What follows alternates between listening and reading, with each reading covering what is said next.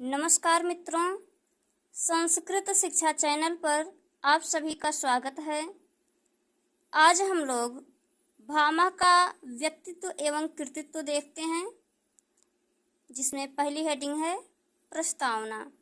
आचार्य भामा काव्यशास्त्र के सुप्रसिद्ध आचार्यों में सर्व प्रमुख थे। इन्होंने अपनी लेखनी के माध्यम से संस्कृत साहित्य को अमूल्य निधि प्रदान किया है। इनका जीवन परिचय देखते हैं। संस्कृत साहित्य के प्रकांड विद्वान आचार्य भामा के जीवन के विषय में स्पष्ट रूप से कुछ भी नहीं कहा जा सकता। अन्य पूर्ववर्ती आचार्यों की तरह इनका जीवन परिचय विवादपूर्ण है। जैसा कि हम लोग जानते हैं, संस्कृत साहित्य के जितने भी विद्वान हैं, उन्होंने अपने जीवन के बारे में विशेष रूप से कुछ भी नहीं कहा है। इनका जन्म समय देखते हैं। आचार्य भामा का जन्म 20वीं शताब्दी के अंतर्गत एक कश्मीरी बौद्ध परिवार में हुआ, ऐसा माना जाता है। आचार्य भामा संस्कृत साहित्य के निपुण विद्वान थे। इनका समय 300 ईस्वी से 600 ईस्वी के मध्य माना जाता है। इनके पिता का नाम देखते हैं। बहुमुखी प्रतिभा के धनी आचार्य भामा के पिता का नाम रक्रिल गोमिन, कहीं कहीं पर रकृत गोविन और कहीं कहीं पर रक्रिल गोमी प्राप्त होता है।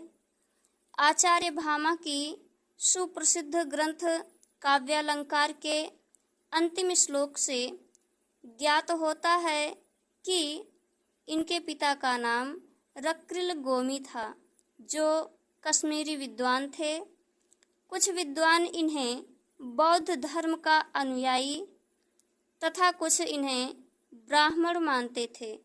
भामा के पिता के बारे में भी विद्वानों में मतभेद है। भामा के काव्यालंकार के अनुसार भामा के पिता का नाम रक्रिल गोमी था। इस श्लोक के माध्यम से भामा के पिता का नाम रक्रिल गोमी पूर्णतः स्पष्ट होता है। इनका जन्म स्थान देखते हैं। अलंकार के जनक आचार्य भामा का जन्म स्थान कश्मीर माना जाता है, अतः इनको कश्मीरी पंडित कहा जाता है।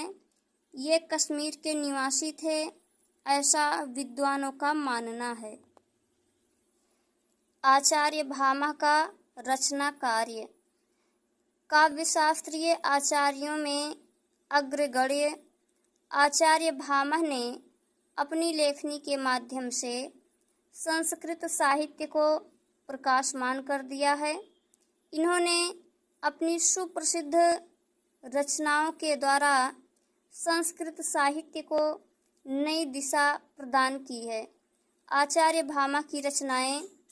संस्कृत के प्रकांड विद्वान आचार्य भामा की 2 रचनाएं स्वीकार की गई हैं। पिशल आदि प्राकृत व्याकरण के विद्वानों ने काव्यालंकार और प्राकृत मनोरमा दोनों के लेखक एक ही व्यक्ति भामा को मानते हैं। रचना काल देखते हैं। अलंकार संप्रदाय के प्रवर्तक आचार्य भामा की रचना काव्यालंकार है। यह काव्यशास्त्र पर आधारित ग्रंथ है। यह ग्रंथ काव्यशास्त्रीय ग्रंथों में प्रमुख है। यह अलंकार शास्त्र का सर्वप्रथम उपलब्ध ग्रंथ है, जो 20वीं शताब्दी के आरंभ में प्रकाशित हुई। संस्कृत साहित्य में इस ग्रंथ का विशेष महत्व है। संस्कृत साहित्य में स्थान। जिस तरह रस संप्रदाय के लिए भरतमुनि, रीति संप्रदाय के लिए या गुण संप्रदाय के लिए वामन, वक्रोक्ति संप्रदाय के लिए कुंतक, ध्वनि संप्रदाय के लिए आनंदवर्धन औचित्य संप्रदाय के लिए क्षेमेंद्र प्रसिद्ध हैं, उसी प्रकार अलंकार संप्रदाय के लिए आचार्य भामह प्रसिद्ध हैं। इनकी सुप्रसिद्ध रचना काव्यालंकार है, जो एक काव्यशास्त्रीय ग्रंथ है। काव्यालंकार के बारे में देखते हैं। यह ग्रंथ संस्कृत साहित्य की अमूल्य निधि है। इसका प्रकाशन 20वीं शताब्दी का आरंभ माना जाता है। काव्यालंकार में 6 परिच्छेद हैं। कुछ विद्वान मानते हैं कि इस ग्रंथ में लगभग 400 श्लोक तथा कुछ विद्वान मानते हैं कि 398 श्लोक हैं। यह प्रथम ऐसा ग्रंथ है जिसमें अलंकारों का विस्तृत वर्णन प्राप्त होता है। काव्यालंकार में वर्णित विषय देखते हैं। काव्यालंकार के 6 परिच्छेदों में निम्न वर्णन प्राप्त होता है।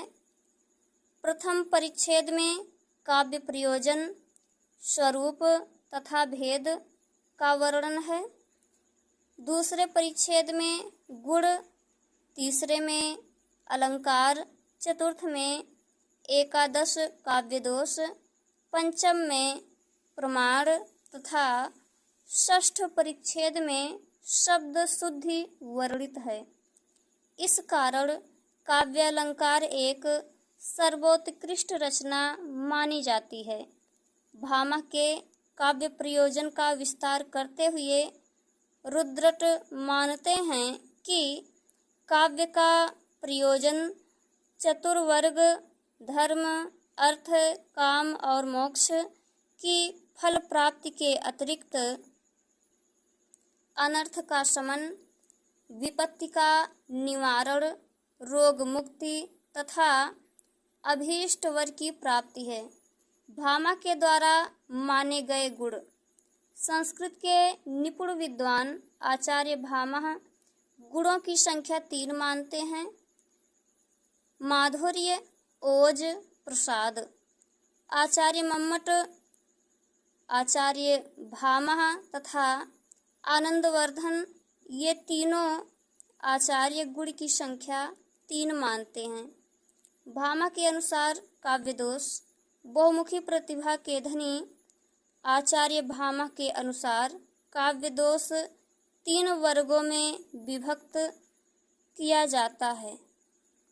पहला है शब्द दोष, दूसरा है अर्थ दोष और तीसरा है रस दोष। भामह के काव्य हेतु संस्कृत साहित्य के प्रकाशमान भानु आचार्य भामह काव्य के 3 हेतु मानते हैं। पहला है प्रतिभा, दूसरा है व्युत्पत्ति या निपुणता, तीसरा है अभ्यास। भामह के अनुसार विषय के आधार पर काव्य भेद। भामह के अनुसार विषय के आधार पर काव्य के 4 भेद हैं, जिसमें पहला है छंद की दृष्टि से, दूसरा भाषा की दृष्टि से, तीसरा प्रतिपाद्य विषय की दृष्टि से, चौथा है प्रकारांत से। प्रथमतः छंद की दृष्टि से काव्य का विभाजन करते हुए भामह कहते हैं: शब्दार्थो सहितो काव्यम गद्यम पद्यम च तत्द्विधा। अर्थात गद्य तथा पद्य के भेद से काव्य 2 प्रकार का है। भामह के अनुसार अलंकार। भामह ने अपने ग्रंथ में 39 अलंकारों का वर्णन किया है। यही अलंकार बढ़कर कुवलयानंद में 125 अलंकार हो गए हैं। अलंकार संप्रदाय के प्रवर्तक रस तत्व को जानते थे, अतः वे कहते हैं कि रसादिवत अलंकार होता है। और भामह के विचारों का जो समर्थन करते हैं वे हैं रुद्रट। इन्होंने आचार्य भामह के विचारों का समर्थन किया है और उनके कथनों का विस्तार किया है। अलंकार का सर्वप्रथम वर्णन भरत मुनि ने अपनी रचना नाट्यशास्त्र में किया है, जिसमें उन्होंने 4 अलंकारों का वर्णन किया है: उपमा, रूपक, दीपक और यमक। किंतु अलंकारों का सुव्यवस्थित एवं विस्तृत वर्णन आचार्य भामह ने अपनी रचना काव्यालंकार में किया है। जैसा कि हम लोग जानते हैं, अलंकार काव्य का आभूषण है। अलंकार के बिना काव्य का कोई महत्व नहीं रहता। यदि काव्य में अलंकार का प्रयोग न किया जाए तो काव्य विधवा स्त्री के समान सूना, बदरंग और रसहीन हो जाता है। तो इस तरह हम कह सकते हैं कि आचार्य भामह ने अलंकार का विस्तृत वर्णन करके अपनी लेखनी के माध्यम से संस्कृत साहित्य को नई दिशा और अमूल्य निधि प्रदान किया है। इस प्रकार हम लोग आचार्य भामह के व्यक्तित्व एवं कृतित्व का संक्षिप्त अध्ययन किया।